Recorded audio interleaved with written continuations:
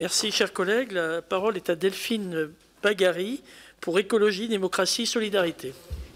Merci, Monsieur le Président, Monsieur le Ministre, Messieurs les rapporteurs, chers collègues. Vous nous proposez donc aujourd'hui d'examiner deux projets de loi qui prévoient donc le transfert de ce qu'on avait peut-être appelé la dette Covid à la CADES, mais aussi l'esquisse de la création d'une 5e branche, la sécurité sociale. Le gouvernement semble ici cependant opérer un arbitrage entre la temporalité du remboursement de la dette sociale, qui l'alourdit, et la réforme de la dépendance. Alors que la reprise rapide et programmée d'une partie de la dette de l'ACOS est nécessaire pour assurer les marchés et lui permettre de continuer à trouver les liquidités dont elle a besoin pour se financer, ces conditions ne peuvent qu'interroger. En transférant effectivement cette dette à la CADES, on maintient presque 10 milliards d'euros de prélèvement de revenus d'activité par an jusqu'en 2033 pour la liquider.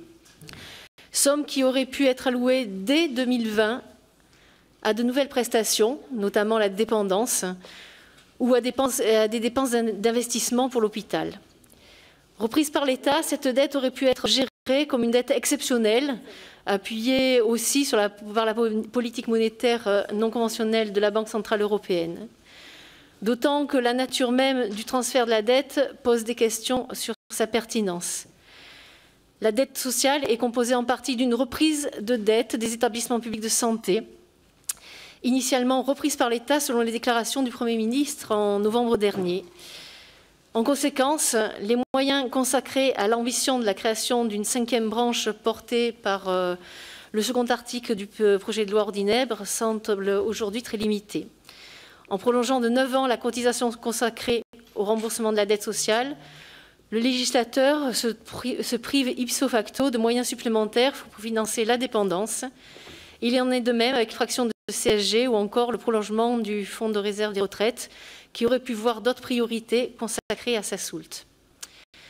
Le projet de loi ordinaire ne résout pas cette contradiction.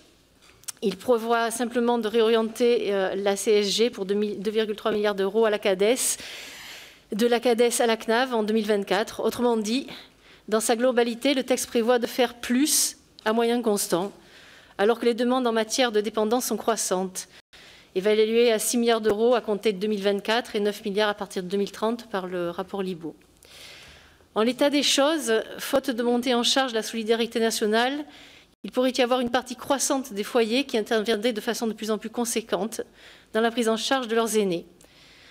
Enfin, la création d'une 5e branche peut sembler peut-être ici faire de façon précipitée, car même si elle est attendue depuis longtemps par le monde médico-social, ses modalités semblent, tout comme son financement, mal définies. Et surtout, les partenaires sociaux et le monde associatif semblent bien peu impliqués dans le sens de la co-construction sur un sujet de société majeur. Donc moi, je me pose cette question-là, Monsieur le Ministre, concernant la reprise de la dette des hôpitaux par la sécurité sociale. Il me semblait que l'intervention du Premier ministre en novembre 2019 disait que c'était l'État qui devait reprendre cette dette. Pourquoi est-ce la CADES aujourd'hui qui la reprend? Et je m'inquiète aussi que ces 10 milliards de prélèvements obligatoires sur les revenus d'activité jusqu'en 2033 peuvent limiter les investissements sur les dépenses de santé. Je pose la question de l'ONDAM en 2024, pour l'hôpital notamment. Quel sera-t-il? Est-ce qu'on a bien évalué les marges de manœuvre pour la Corse à moyen terme? Parce qu'on ne sait pas encore les conséquences de la récession sur l'équilibre des comptes de la sécurité sociale. Merci, chers collègues.